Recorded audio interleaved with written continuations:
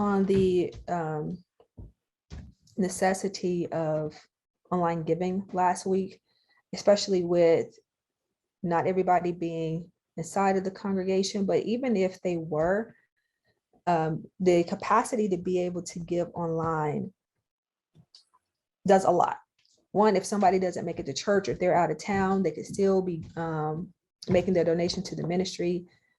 And it kind of, not everybody carries money anymore. I'm sure that many of you have noticed that, and you probably don't carry cash as much yourself if that's how you've been giving. So we are going to touch on that. Before we get there, I'm going to talk about graphics a little bit, and then we're going to touch on the money. Let me share my screen.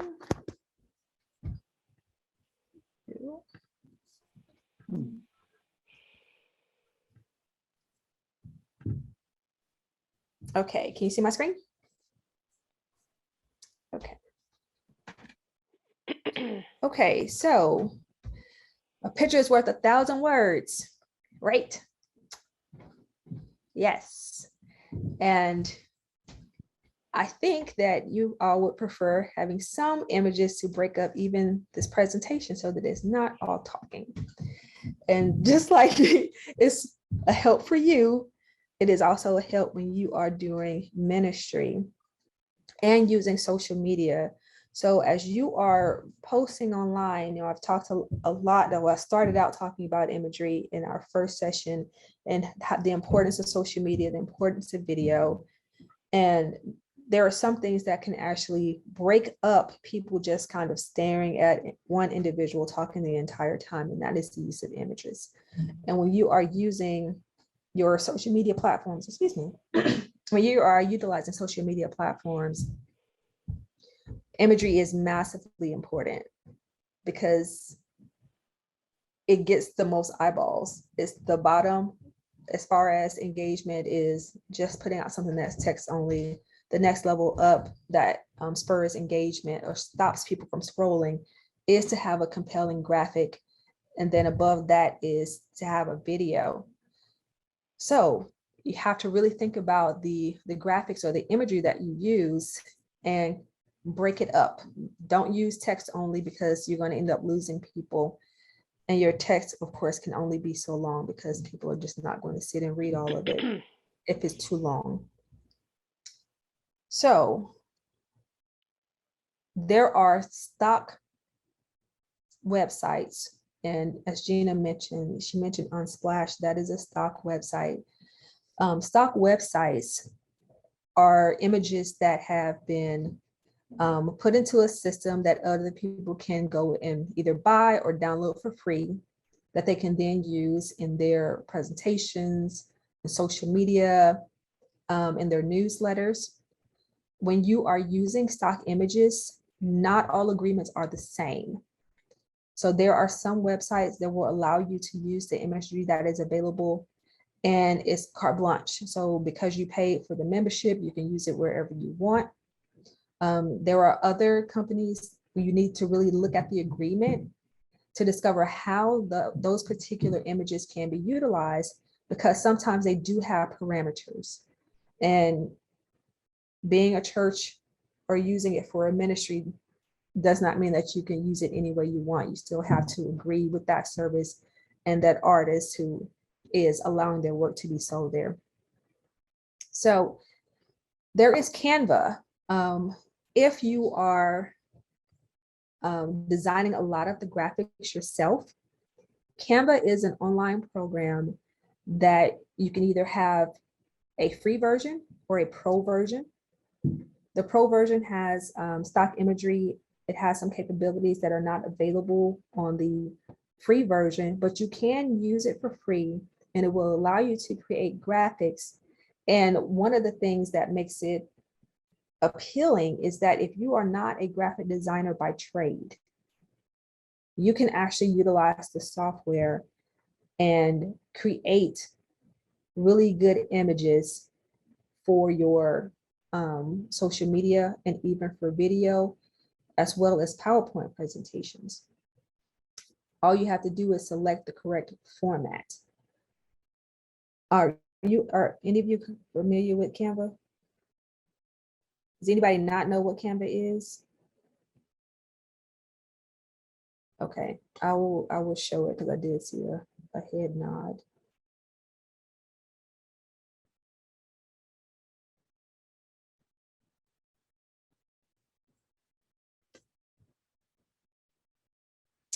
And there's also Creation Swap.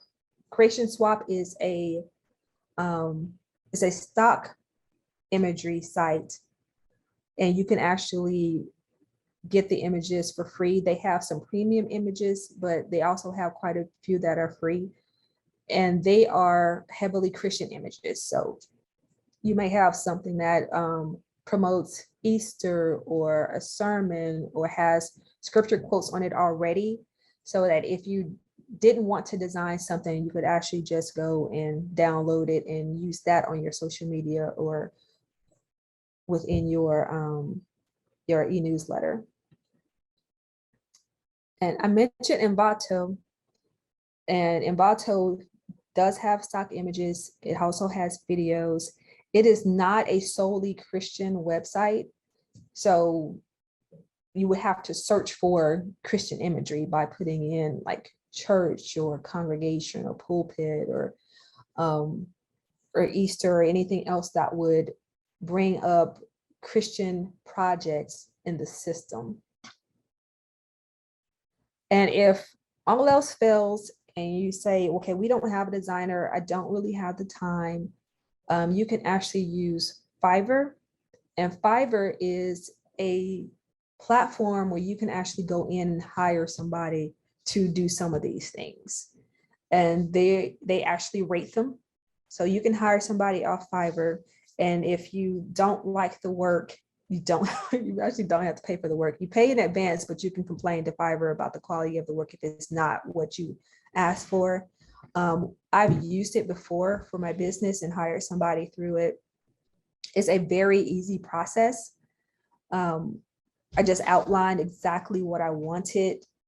You can actually hire people to do your social media posts as well. Like they can actually create all of the graphics. There are some people you can pay them to do 25 graphics or 35 graphics. Their prices range, but if you don't like it, you can say that you don't like it. And if you haven't gone through your rounds process, then they can actually be required to refund you your money. But Fiverr is an option if you just don't have people within the congregation, or if you do not have the capacity or the time to do it, to go and do Canva, you can actually hire somebody to create the graphics for your congregation.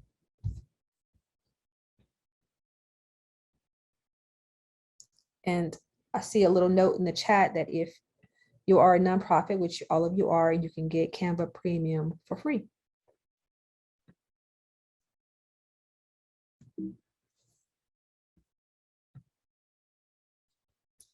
Before I go here, I'm going to show you what this looks like. And then I'm going to come back to the giving, because that's going to take up the majority of the time. But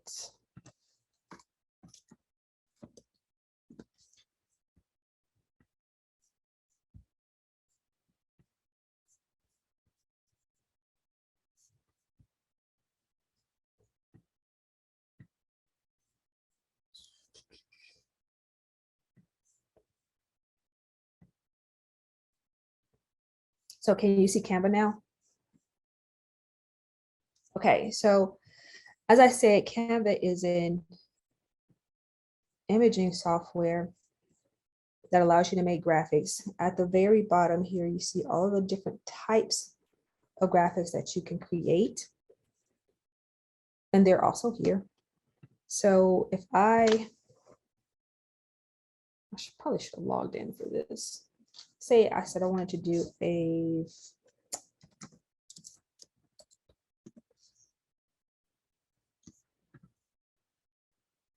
Instagram post.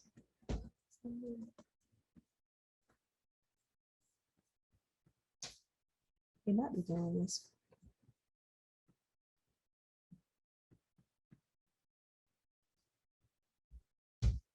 Okay, so it's not going to let me do this, but as you can see, all of here you have all of the different types of items that you can create in Canva.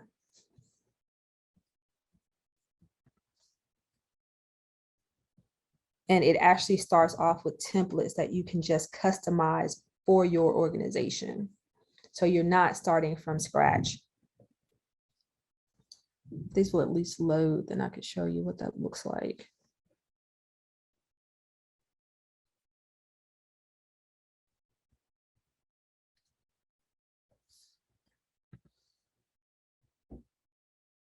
So if I wanted to use this, Canva would let me change essentially everything in here. I could change the text, I could change the background colors. And so I'm not starting from absolute zero. And which is one of the biggest benefits of using something like this. As I said before, if you're not a designer, then you actually have some guidance when you're getting started.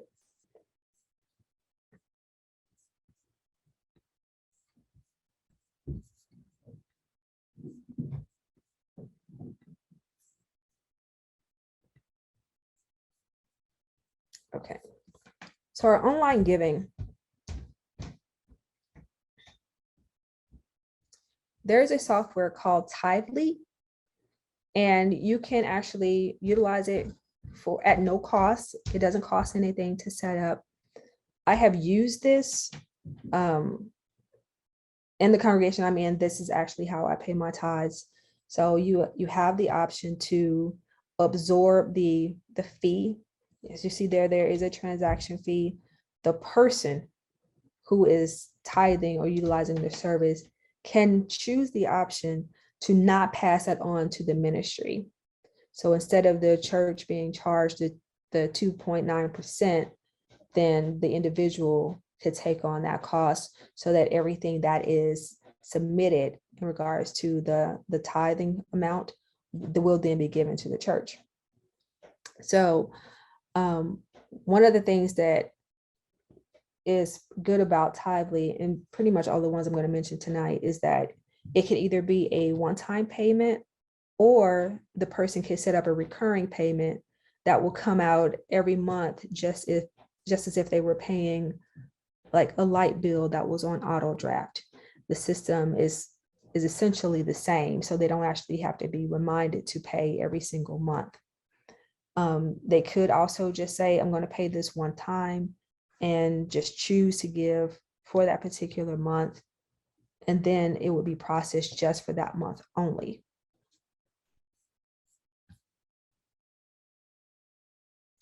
You can pay through PayPal. PayPal has a nonprofit offering as well. And even if you decide to go with another service like Tithely or one of the others that I'll mention tonight, there are a lot of people on PayPal. There are a lot of people who trust PayPal. It would not hurt you to still have PayPal as an option, because people are already accustomed to giving that way or to paying for things that way. So it's not it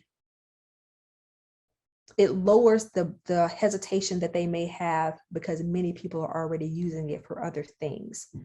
So if it was my organization, I would consider that even if we use some other service, that we would still at least have PayPal be an option for those who already have PayPal accounts. They already have it on their phone, because you can pay for things right from your phone on PayPal, and they could just be adding the church as another vendor on their account. And as well, those transactions can be recurring as well. And then there is Easy Tithe, which is free. There is a paid option as well. And the transaction fee is pretty close to Tithely, is 3%. The transaction fee per transaction is a little bit more at 39%. There are others. I focused on the ones that weren't going to cost you anything, because I was trying to figure out how to not make this a burden in regards to the budget, particularly for those who may have smaller congregations. And if it costs more to have their service than what you're bringing in, then it may deter you from actually utilizing it. So there's a couple of options right there that you can utilize, and it won't cost you anything except on the transaction fee. As you can see under Tithely, there is that text to give is $19 a month. That is an additional service on top of their base product, which has no cost to it. So if you wanted somebody to be able to like text FCC, your city name, and then tell you the amount, then you could actually utilize Tithely's addition to be able to provide that service. You can also do text to give via PayPal as well. So if you opt to include this as a part of your options for people who may not be attending in person, or even those who are attending in person, they could just do it on their phone as opposed to bringing a checkbook. Or if they're like me, they sometimes forget to bring their checkbook. You have to let them know that it's available, because setting it up and not educating people means that they're not going to utilize it. So highlight it as an option, and you could do that in your announcements that are made. Even in your online church, when you come to the time of giving, telling people that they can do that as an option. And when you are saying it, also include some written text inside of your social media posts instructing them on how to give. Because if they can see it and you drop a link within that post, it'll make it easier for people to actually give, as opposed to trying to figure out, what you said and what's the code. And so write that post out and just have it available. And in the social media platforms like YouTube and Facebook, you can actually pin a post during the live. And when you pin a post, that means it will show up at the very top of the feed. So even as people are talking and commenting and reacting, that post does not move. So you can put that post at the very top, instructing people on how to give. So include it in your newsletters and your emails. And this mention of social media is just as you're just putting out different posts. If you saying, this is what we did today, this is how many people volunteered with this particular ministry, and then you just give them the call to action of, if you want to support this work, you can give here, and give people the option to participate, even if they didn't show up physically. In your emails, as you are doing your newsletter or you putting out your weekly bulletin, just include the link so that people will be able to participate that way through their giving. And as you can see there, if for those of you who do send out actual, mail or newsletters, you can include it there as well, so that you're hitting people any way that they actually engage the ministry. And do a video for it. So as I mentioned in regards to what gets more traction on social media, do a video encouraging people to give and letting them know that you're launching this new way that they can actually give or donate to the church. And if it's somebody who is not normally there, which you could have people who will go to your website or watch the video or go to your social media page who are not a part of the ministry, talk like you're talking to them. Those who may be totally unfamiliar with how many people are fed in a week, or that you have a closed closet. So all of those things that you do in regards to benevolence, share that information, so that don't assume any knowledge. Assume that they know absolutely nothing, because this is somebody who may have only come to you through seeing a live stream on Facebook. So tell as much information as you can in the video about the ministry as if you were talking to a brand new member. And a video overlay, which I'm going to show you what this looks like. But you know how when you're watching the news, you see a little graphic along the bottom, and sometimes it says like the person's name who is speaking, or there's a ticker that tells a little bit more information. Those are graphic overlays. So you can actually have a graphic designed that would be just on top of your video, so that as people are watching your video, they'll actually see it. And I don't know if you all remember when I was using StreamYard and I had my name up, that's a video overlay. So instead of having my name there, I could have actually put in information like, if you would like to give, here are the instructions. They will have to be pretty succinct instructions because you don't have a lot of space there, but that is an option. So that even as you are streaming, or somebody edits the sermon later and you decide that you're going to upload it, you can include a graphic overlay with that video. And of course, when you are doing the offering to verbalize, we are implementing text to give, or we are implementing online giving. So for those who are giving online, this is how you do it. Mention it in the church bulletin, the service, and any necessary instructions, so that people are not confused on how to actually give. And are there any questions before I show you this example?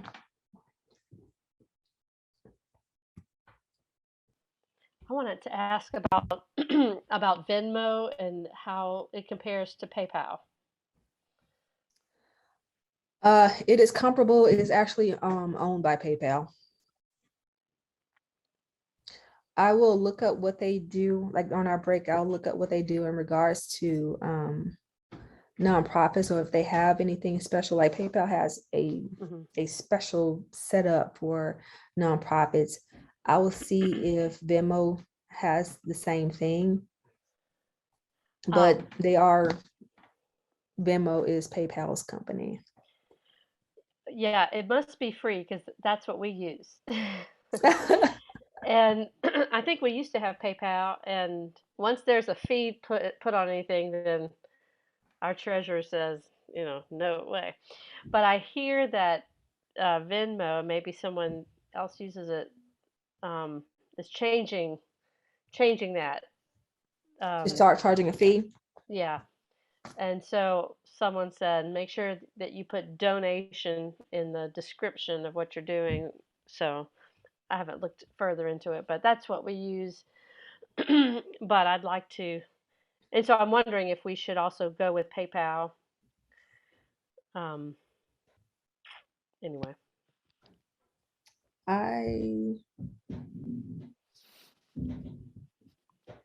But you don't need to look it up. I was just. I mean, I'm literally looking it up right now, but. Okay. and I'm getting ready to pay my tithe. No. Thanks for the reminder. You're very welcome. It has helped. Being able to give online has, many congregations that have offered it as an option have seen an increase. And then with, having people who are streaming services who may have never walked through the doors of the church be able to participate in this way, offering them an option. A lot of people are taking the opportunity to do it. So it definitely couldn't hurt to give people the option to be able to give this way.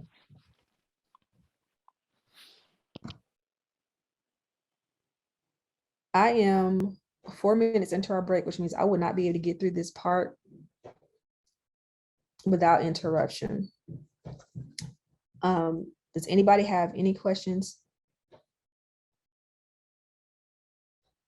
Well, okay, let's take our break early then, because I really don't want to be 2 minutes into this and then stop. But we will come back at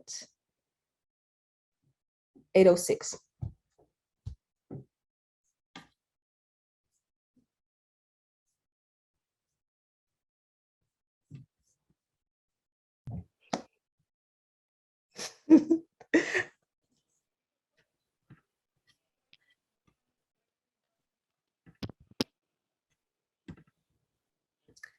So I would say this before I show you what the example is.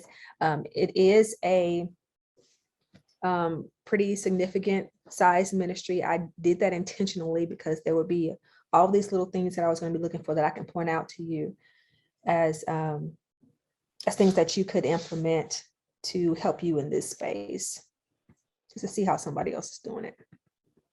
So that is TD Jakes. TD Jakes on Sunday morning, his ministry streams to YouTube and Facebook. If you notice at the very bottom, this is a screenshot from YouTube, but there's the option to give here if you are streaming. And then there's an option to give if you are in person. I don't know why their ministry has it separated out by in person versus streaming. I don't know if they're just tracking the data to see, because if you go to the page, they're pretty similar. So I'm not sure why they split it up, but this is a graphic overlay on video. So you could simply have a little block at the bottom and, you know, tell people how to text or tell people where they can go to actually pay. And you could just leave that up there. It wasn't up there during the entire sermon. It was only up there during the time that was leading up to offering. And it was taken down shortly after the prayer over the offering. So that's something that you could also implement. And it's the same graphic every single week. So it's not something that would have to be created over and over again.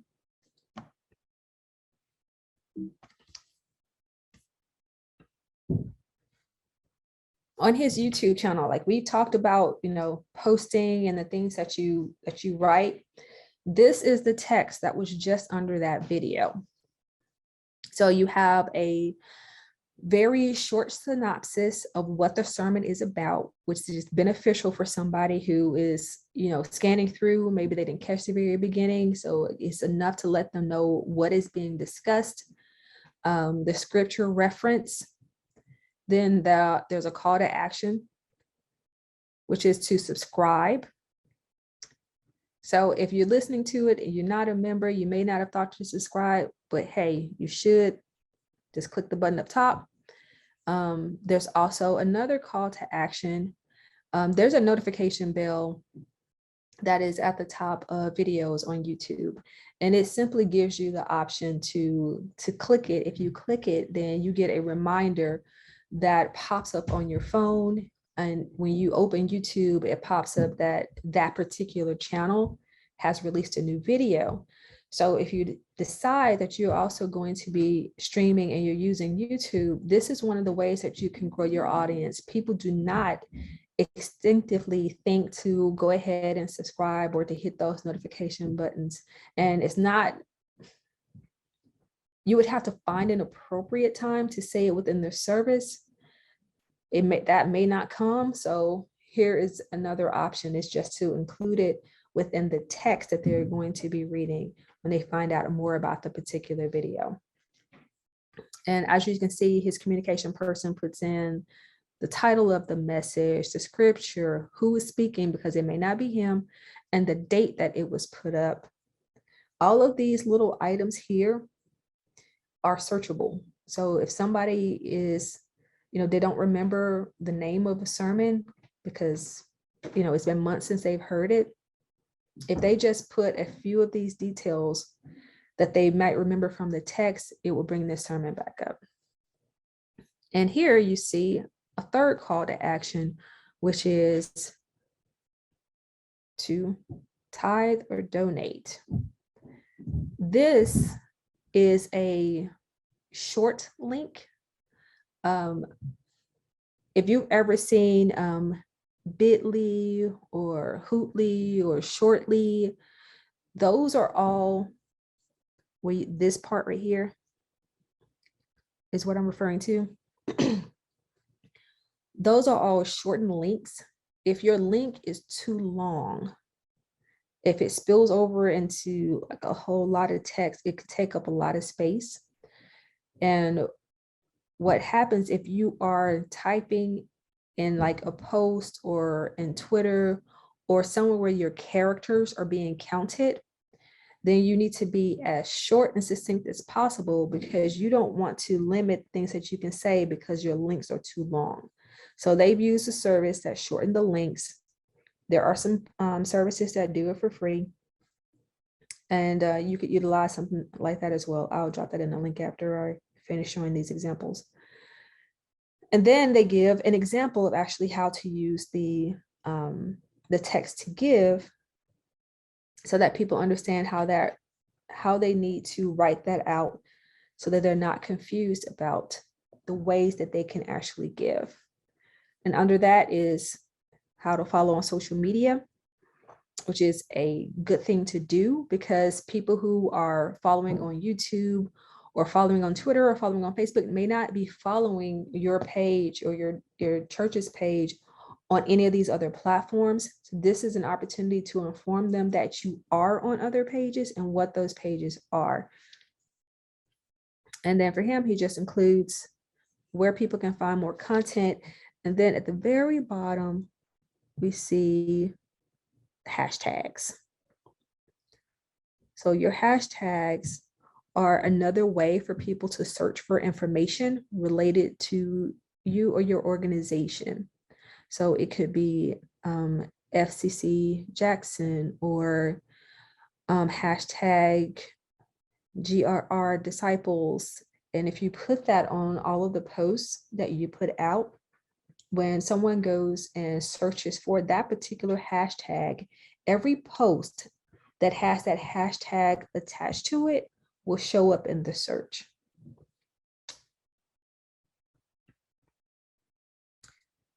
And this is the giving page on the website.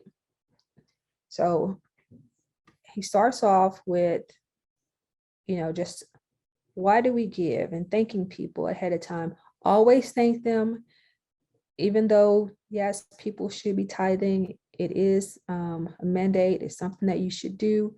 It's an act of faith. You still thank them because they could give somewhere else. So just a little message on your webpage. There should be a page on your website for this. If there isn't, go add one, just for the sake of the giving. And then, as I mentioned, having a video. So there's a video from him, appreciating people for their gift. And then we go down to the next part of the page.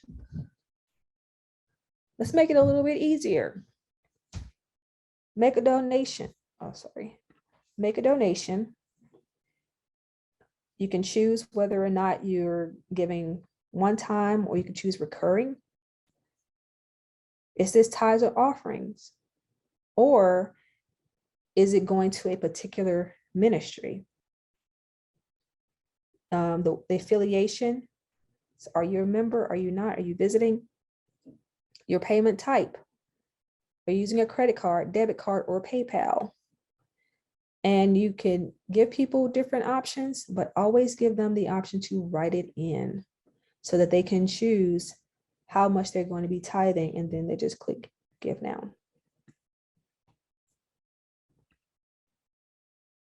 Our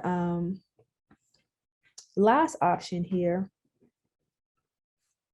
well, this last piece of information that his ministry shares is how people are able to give. So you may have someone who wants to give via PayPal or any of the other electronic ways. They also may want to mail it in. So let them know every single way that they can actually give, and just have it very easily accessible on your website. As you can see, there are hyperlinks in there, so people can actually just click some of this information. So TD Jakes has an app, so they could give through the they can give through the app. They can donate via text. They can give through PayPal. They can donate via credit card directly on the website.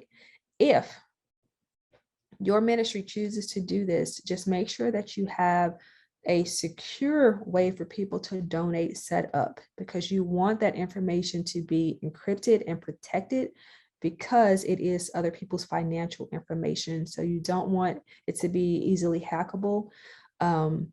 You can actually, if you don't want to use an online system, there are some banks that will partner and show you how to set up a payment gateway so that you can take payments this way as well.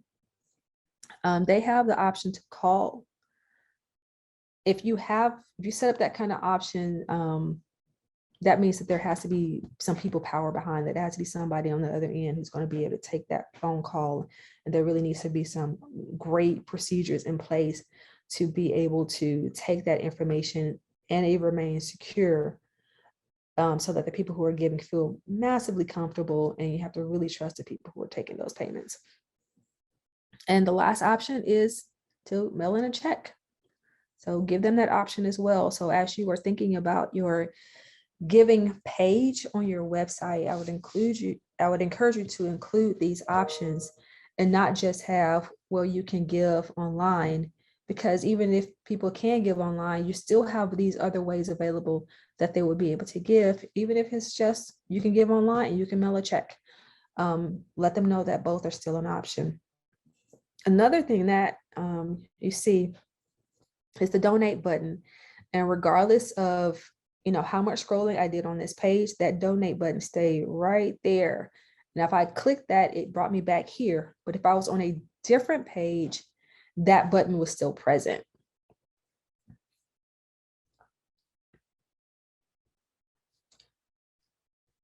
And this is a biggie. When asking for a donation, let people know where it goes, because that might be the thing that encourages them to actually give. And remember, when people are online, these could be people who have never come into the church before. So all of this may be brand new to them. They may be brand new to giving to a church. They may be totally brand new to your particular ministry or congregation. So as much information as you can give them, the better. So let them know your donations go to this. And any ministries that get a piece of that donation or a piece of that offering, include that on your website, because you don't know what ministry will appeal to somebody. It may be a youth ministry or a clothes pantry, or maybe 1 month they want to give to the homeless, but the next month they want to give to something else. But this is an opportunity for you to really let people know what the congregation is doing. And it may be another way, the more educating that you do, that you may pick up people who may go, well, I'd like to volunteer and do that. Or I like to discover more about that. Or I didn't even know the church did that. Particularly if it's a ministry where there's a lot going on, people may not even know that some of these activities are occurring because nobody ever mentions them, or they've kind of gotten siloed in the thing that they do all the time and never even realized that other ministries had been developed.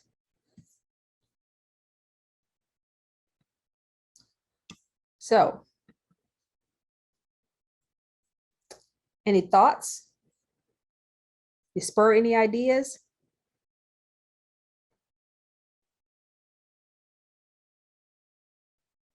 Does anybody have any paper? Because now we have a little, yes, great. Okay. So this is what I want you to do.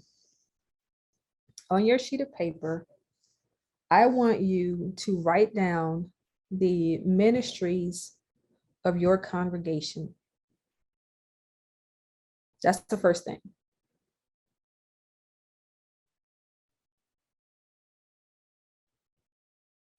And after you write those ministries down, I want you to write down why people should give to that particular ministry. Like, so here are the questions you're answering. Like, Who is it helping?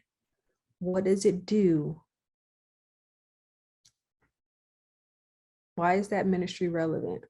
What difference does it make to the congregation? What difference does it make to the community? The last question. What difference do the dollar amounts make? So $10 does this, 25 does this. The reason why I'm asking that question is I don't know if you've ever paid attention to some of the campaigns of like United Way or Heart Association. But what they do is they end up telling you the significant difference that the amount that you're giving makes. And it does two things. One, it lets that person know, the person who is being asked, that there is a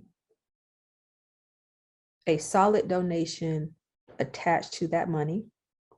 The second thing that it does is possibly encourages people to bump up their giving. So Salvation Army sends out a little giving packet every fall. And it says, for $10, we can feed this many people. For $25, we can feed this many people, because they're attaching that money to meals. So a person may be looking at that going, wow, for $15 more, I can feed 60 more people. So it gives people a stretch goal sometimes to go, I can bump up a little bit more for that much more impact. Well, I'm going to have you all share. Does anybody want to go first? You can put your hands down. Does anybody want to go first? You just want me to go according to the order that I'm looking at?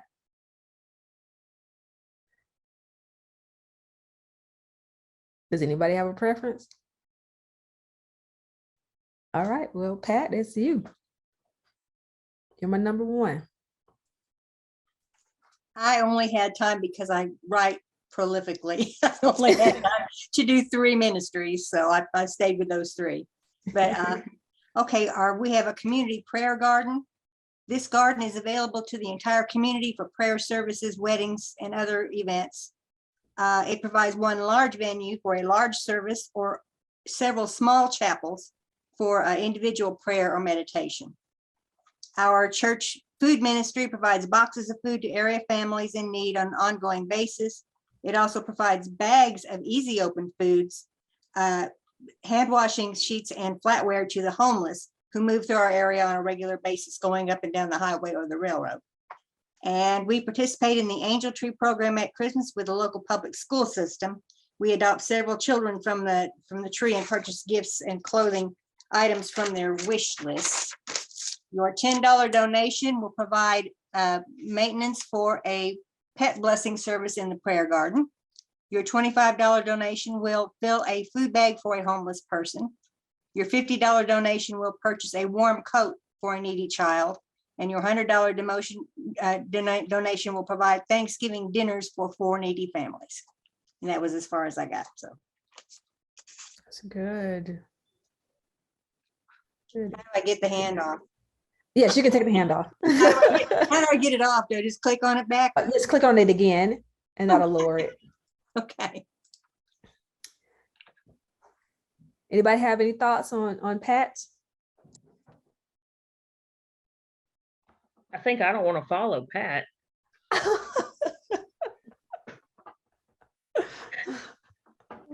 I'll go next.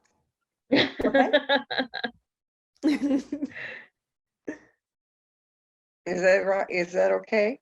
Yes, ma'am, you can go. Okay, all right.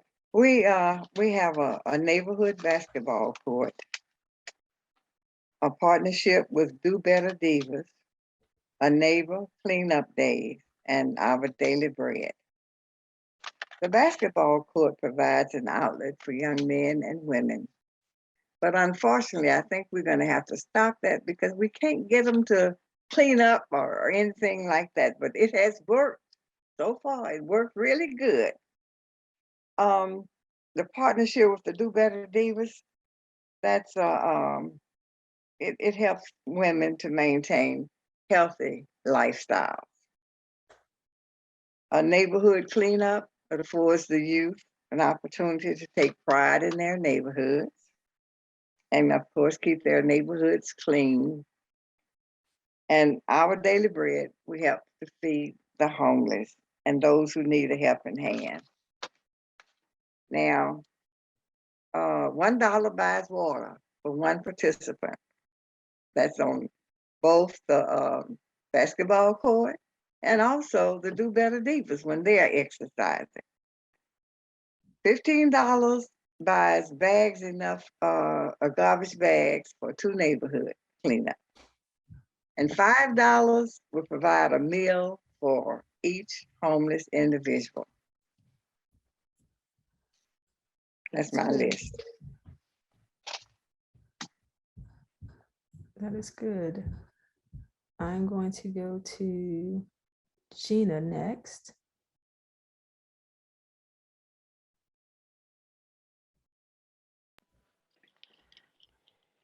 Okay.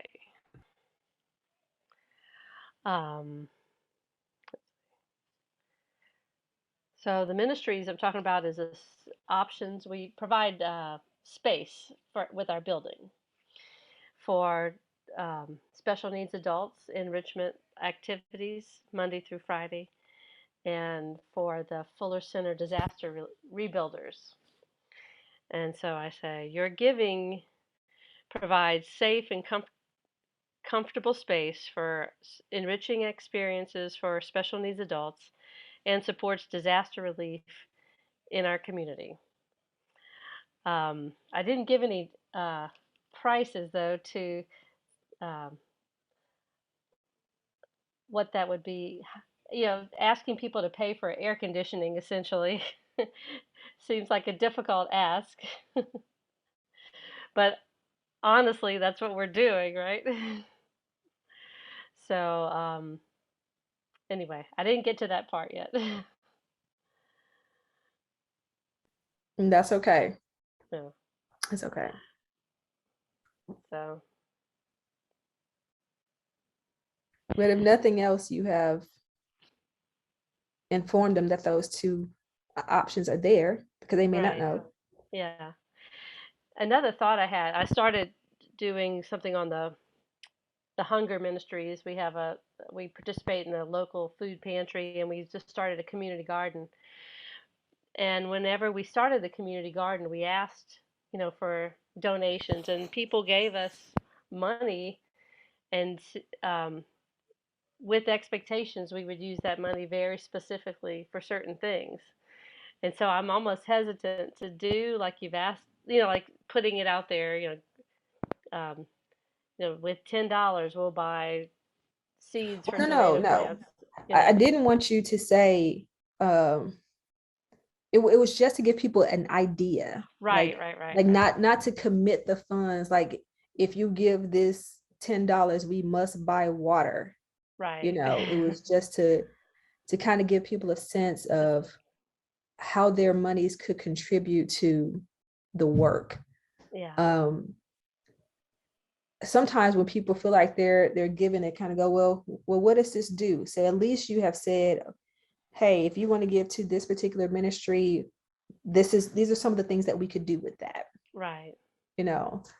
But no, not and that's a matter of writing it in the language. $10 could be, but you're not necessarily obligating those dollars that way. Great.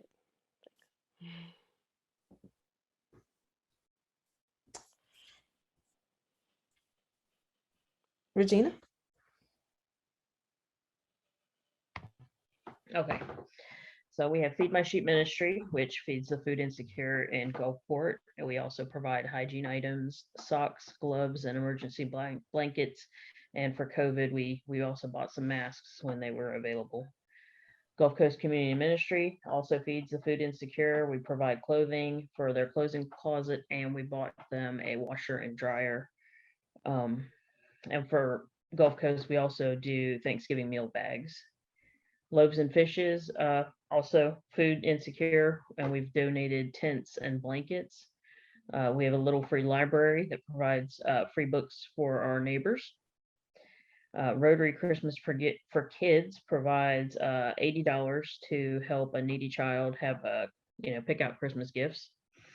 We host a fall festival, which welcomes children and families to the church for our safe Halloween fun. We also have a basketball hoop set up for the neighborhood kids to play. And we offer our space to AA meetings and Gulfport PFLAG.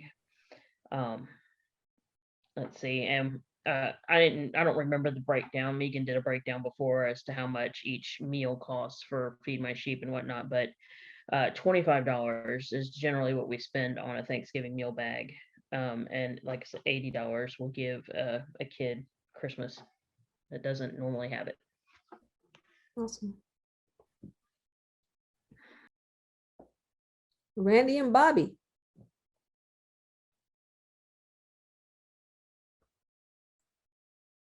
Go ahead, Bob. No, I kind of thought you would do it.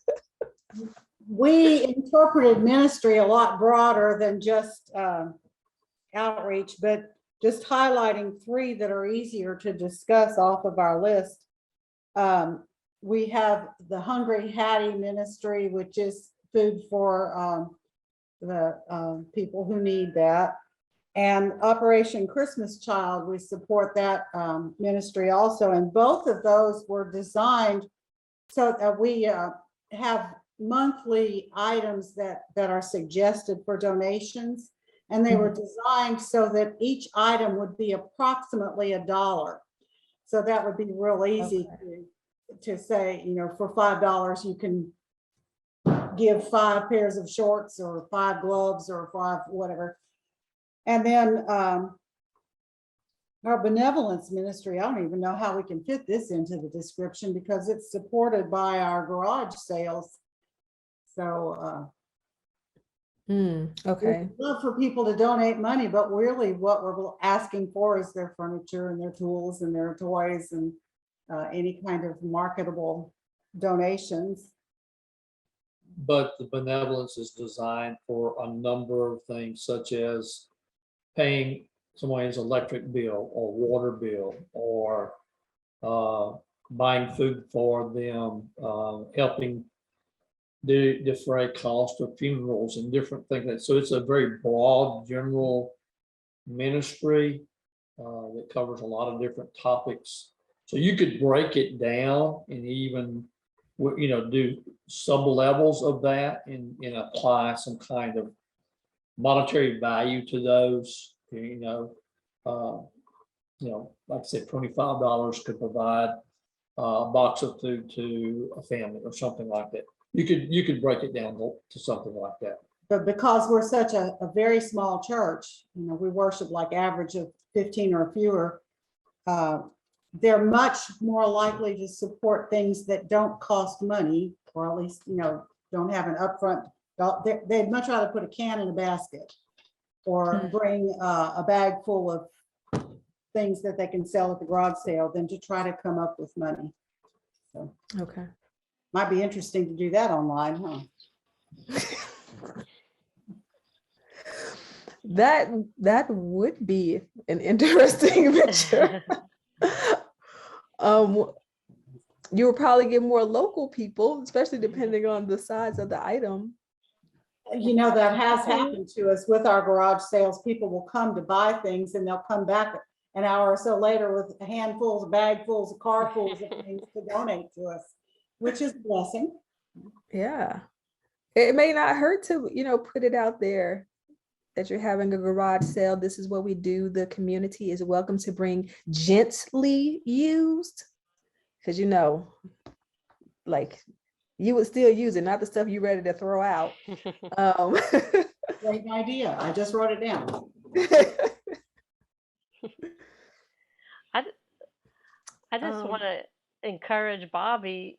I mean, I know that her church is well known in her community, and I think all of us would like to get money from people outside of our church that value the things that we do.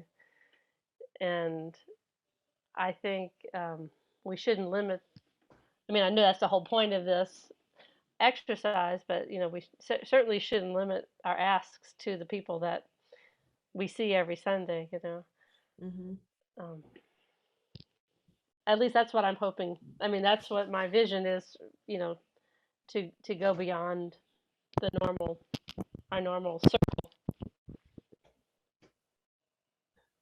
Which online giving and any of these avenues will give you the opportunity to do, because anybody could engage them. Anybody could go to your website, anybody could go to your Facebook page, and you never know who you will end up running across.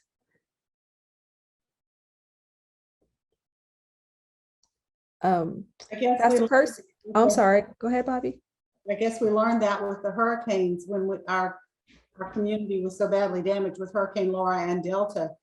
We had checks coming in from churches all over the country and a few individuals, but a lot of churches to help with the hurricane relief. I find myself when our church is in a little bit of a financial bind, halfway thinking, well, maybe we need another hurricane, Oh, but God, but no. not really. No, Bobby.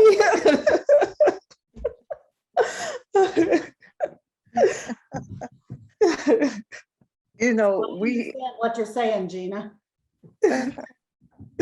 we have a Facebook page, and Lashandra, we purchased a property across the street. We purchased a property on the side of us and across the street, and there's a house there. So Wow. we're getting ready to redo that house, and we're gonna open it up for, like a food pantry or a clothing place. And Patrice puts that on Facebook, and when we have little sales like fish or corn that is really for that, and people just buy, they really come and buy. Mm-hmm. Mhm. Yeah. They really do. They just need an opportunity. They need to know. They need to know that that is an option.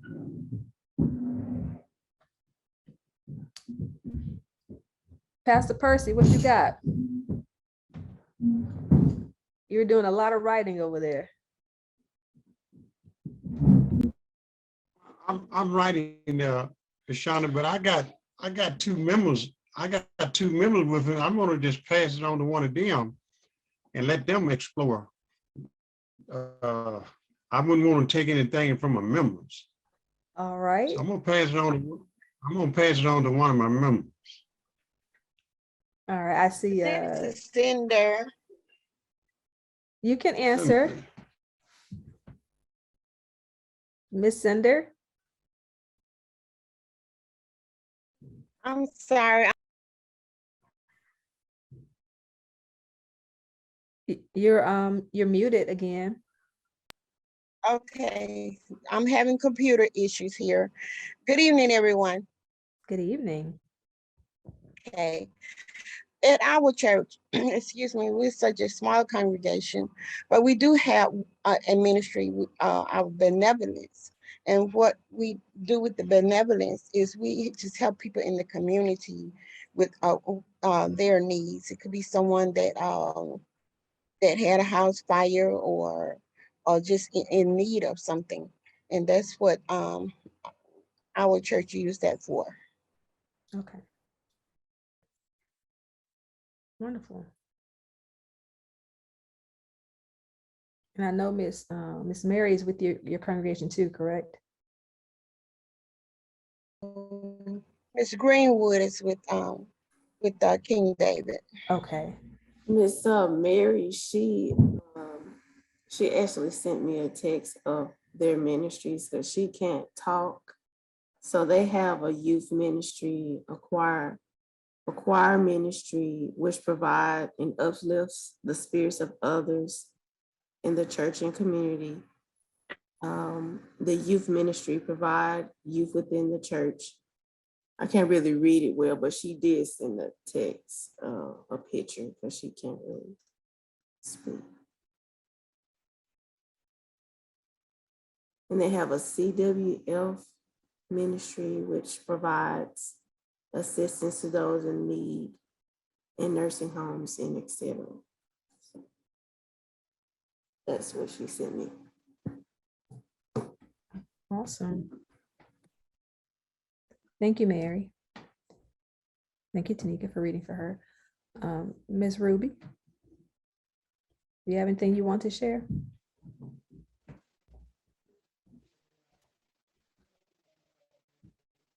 Yeah, disciple with,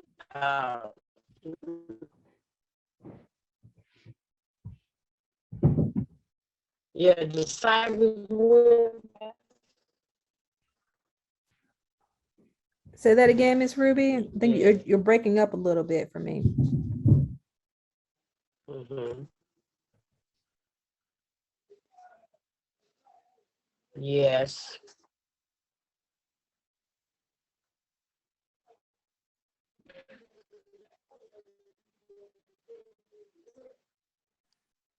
I don't think her internet is working. I don't either. Ms. Ruby may be having some connection problems. But I hope that this exercise was helpful for a couple of reasons. I don't know about you. Good. I'm glad. I'm glad as I see all your notes. I saw you writing writing a lot over there. You know, sometimes we can be so close to things that we never have the opportunity to step outside and think about, you know, how would I explain this to somebody? And, you know, some of the people that you're going to be engaging are not familiar. And so the more that you can share with them, the better. And even for your own exercise, just, you know, thinking about, you know, what all do we do? And how can other people even engage in that, even if they are not a part of the congregation? So as you are thinking about your messaging, as you're putting out your social media posts, as you're adding things to your website, include this so that people will know how they will be able to engage. You know, it doesn't necessarily have to be somebody who's already a member of your church. There may be somebody who goes to another congregation, but they live in the community by your church and want to be engaged or want to donate or care about kids. And you may have some ministries that their congregation doesn't even have. So you could be doing some very different outreach and some different partnering if people just know the possibilities that are there and that they're welcome to donate, even if they never come through that door. And it will be utilized for something good. Another thing that this exercise will hopefully do is when you are out doing activities and it's just a part of your norm, you're not thinking about it, to document some of what you do. You know, to take some pictures, to do some short videos so that you can show people what you're doing. And it's not for the sake of bragging or patting yourself on the back and saying, look how great we are, but it is for the sake of informing people. You know, sometimes Christians in particular don't share because they feel like, you know, they're being boastful about the work. But there's a difference in just letting people know that it's happening versus, you know, exalting yourself because you're doing something good. And if they don't know, they can't join. And that even goes for some of the people who may have liked your Facebook page, but haven't been in a while, or are no longer in the community, but still want to feel a sense of connection, who may be excited about what is happening with the youth or with the garden, and may go, you know what, I want to get engaged in that, or I want to support that, or I still have people in the community. Let me let them know about what's going on at that church that they can possibly support. Another thing that you may want to keep in mind, if you don't already have some of these partnerships, is for some of the things that you're doing, are there any companies in the area that you could be doing them with? For example, Home Depot. For those of you who have gardens, they could possibly be a partner. Reverend Parker, as you're building, could Lowe's or Home Depot be a partner in helping to do even, help with some of the supplies? Because a lot of these companies do have like grants that they give to the community. They have give backs that they do. I know that Walmart has a program where they'll actually grant some monies to local nonprofit projects. So that may be an opportunity there. Even if it's going to the local grocery store and they throw out so much food, it's so wasteful. But going to the local grocery store and saying, we have a food pantry, or we help the homeless, instead of you throwing it away, are you willing to donate it to the work of our ministry? So there may be some partnering opportunities out there for you that could help in the sustainability of some of the ministries that you're developing. And even if you look on the youth side, are there some, whether it's alumni organizations from the local high school, is there any partnerships that could be formed with a local college that's in the area that could help with some of the things that you're doing? So especially where they already have some programs set up, some academic programs set up that may fit what you're doing, there may be some opportunities there. So think about how you can build some stronger partnerships around some of the work that you're doing. And granted, we were talking about donations, but this is a donation of time. It's a donation of talent and gifts. And so there may be some open doors there that could help create some sustainability around some of the ministries that are not contingent upon funds, but people power is very valuable. And as people engage your congregation and engage some of the people in the church, and they will go out and speak on your behalf about the experience that they've had.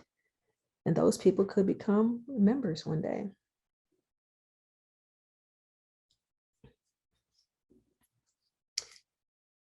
So my friends, I am going to show you Envato before we part,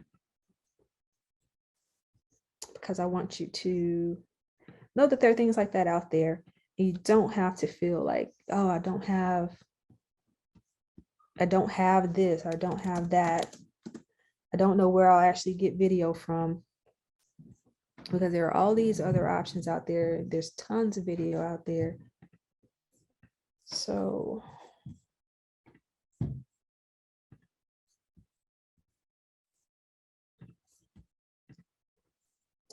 this is Envato.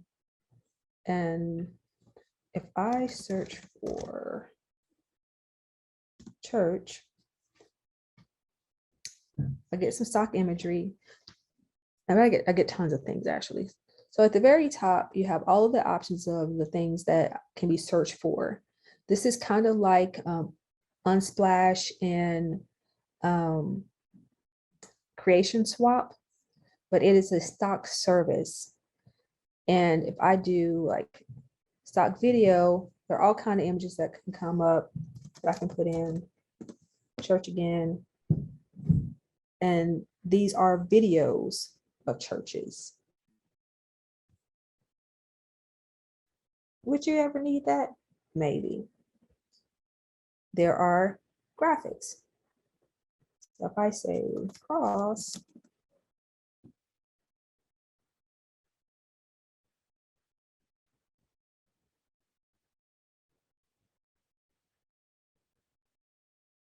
so you may want to use some images in your PowerPoint presentations or on any of the graphics that you're putting out, and you don't actually need an artist to create all of these things for you because it's already available and you could just be a part of a service that has it available and just pay for it and be able to just download it. So like you could take that picture and put scripture over it, or that picture and say Happy Easter by just dragging it into Canva or any other imaging software. And as you can see here, they have web templates. If you are looking to design a website, this site has over 4,000.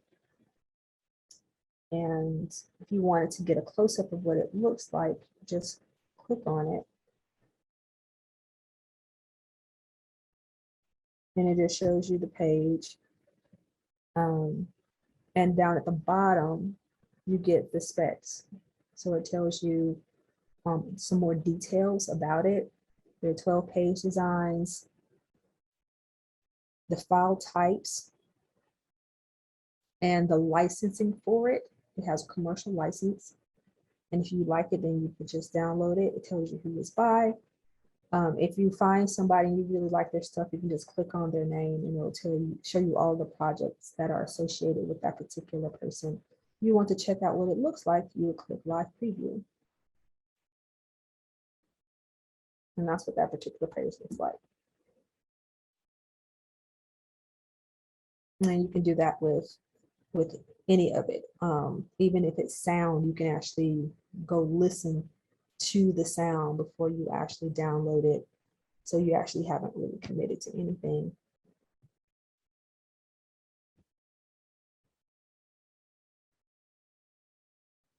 But there are several sites like that. And that's what I was mentioning to Randy earlier, is that he could actually go through and find a theme that he likes.